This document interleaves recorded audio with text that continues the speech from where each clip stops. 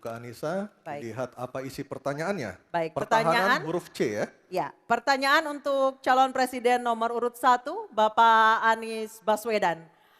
Pertahanan negara yang tangguh dapat dicapai dengan memanfaatkan teknologi siber, kecerdasan buatan dan satelit untuk informasi geospasial. Pertanyaannya, apa kebijakan paslon untuk mendapatkan akses teknologi dan pengembangannya guna memperkuat pertahanan Indonesia? Waktu menjawab selama 2 menit, Pak Anies, dimulai dari Bapak berbicara, kami persilahkan. Terima kasih. Sebelum saya menjawab pertanyaan itu, saya mengklarifikasi tadi data yang meleset. Maaf Pak Prabowo, angkanya terlalu kecil. Bukan 320 hektar, tapi 340.000 hektar. Saya klarifikasi. Kemudian itu pun salah. Melanjutkan Itu pun salah. atas apa yang Bapak, perlu saya sampaikan. Mas Anies, Pak itu Prabowo, jangan Pak Prabowo, data Pak yang Prabowo, salah. Pak Prabowo, mohon maaf, ini mohon nanti tenang ada dulu kesempatannya, hadirin. baik. Mohon tenang, Harap tenang. mohon tenang, Harap tenang. harap tenang, Baik, kita akan lanjutkan. harap tenang Ya. hadirin. Silakan, Bapak. Baik, ini adalah salah satu ancaman non-tradisional yang makin hari makin nyata dirasakan di Indonesia. Kita merasakan keluarga-keluarga kita, HP, komputer, menghadapi tantangan hacking. Karena itulah menurut kami perlu sekali kita membangun satu struktur pertahanan cyber yang serius. Dan ini tidak cukup dengan memberikan tugas pada sekelompok orang. Satu adalah dengan membangun satu sistem yang komprehensif, perencanaan komprehensif yang melibatkan seluruh lembaga termasuk komponen masyarakat. Yang kedua adalah pengadaan teknologi-teknologi terbaru, tapi kuncinya bukan semata-mata pada teknologinya, kuncinya adalah pada pelibatan semua secara semesta. Yang ketiga, yang tidak kalah penting adalah mekanisme untuk merespon balik apabila terjadi kondisi serangan, sehingga bisa memiliki kecepatan untuk recover, kecepatan untuk kembali dalam sistem ketika terjadi serangan-serangan cyber itu. Jadi menyusun ini, satu adalah melibatkan secara komprehensif, yang kedua menggunakan teknologi terbaru, yang ketiga sistem recovery yang cepat. Terima kasih. Baik, terima kasih Pak Anies. Kami persilahkan kepada calon presiden nomor urut 2, Bapak Prabowo Subianto untuk menanggapi calon presiden nomor urut 1 dengan waktu 1 menit saat Bapak berbicara akan dimulai. Silakan Pak.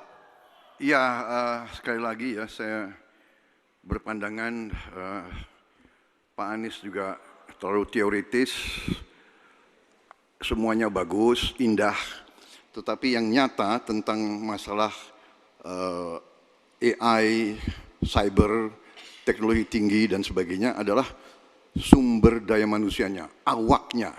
Saya begitu jadi menteri, saya membentuk 4 fakultas baru di bidang sains, teknologi, engineering, dan mathematics. Kita menyiapkan putra-putri kita terbaik untuk menguasai teknologi, untuk menguasai sains, untuk menguasai artificial intelligence, untuk menguasai cyber. Bukan barang yang kita beli, kita harus kuasai know-how-nya, kita harus kuasai sistem yang harus kita pegang. Dan menurut saya itu adalah inti daripada masalah. Tidak hanya bicara-bicara yang baik-baik saja. Waktu sudah habis Pak Prabowo. Selanjutnya calon presiden nomor urut 3, Bapak Ganjar Pranowo untuk Baik menanggapi. hadirin, kami harap tenang. Hadirin, kami harap tenang. Silakan Bapak Ganjar Pranowo untuk menanggapi jawaban calon presiden nomor urut 1. Waktu Anda 1 menit dimulai ketika berbicara. Yang pertama kita mesti menguatkan BSSN. Dan kita penting untuk membuat security system yang baik. Bahkan selain membangun SDM dan infrastruktur yang baik, maka kecepatan internetnya dan coveragenya harus tinggi. Maka kalau kita kemudian membuat satu sistem infrastruktur yang bagus, jangan dikorupsi. Ini yang kemudian jadi persoalan. Maka tidak pernah selesai. Dan tentu saja LPDP itu punya potensi yang sangat tinggi untuk memberangkatkan orang-orang, anak-anak hebat ke sana. Namun demikian, ketika mereka sudah balik, mereka mesti diberikan ruang untuk bisa bekerja. BRIN bisa kita libatkan. Ya, mereka bisa membuat kolaborasi yang sangat bagus. Bahkan kemudian pengamanan di kepolisian saya kira perlu cyber institution yang dipimpin oleh Jenderal Bintang 3. Dan kita perlu duta besar cyber. Baik, masih ada sisa waktu. Ya. Baik, cukup.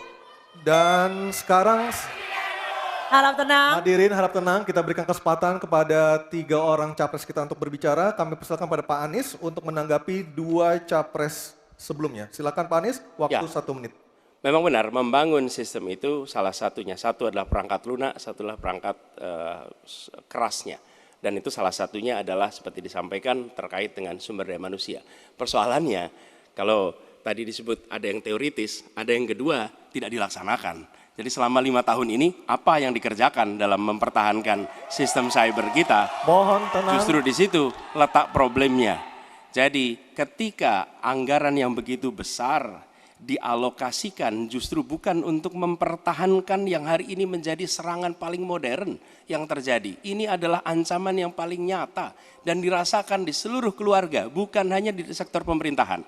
Karena itu menurut kami langkahnya investasi jangka panjang boleh, tapi manfaatnya itu baru dirasakan bisa 5 tahun, 10 tahun yang akan datang. Pertanyaannya hari ini dan kemarin apa? Dan itulah yang menjadi fokus kita. Segera siapkan sistemnya, segera siapkan orangnya, segera siapkan langkahnya. Baik, masih ada waktunya Bapak.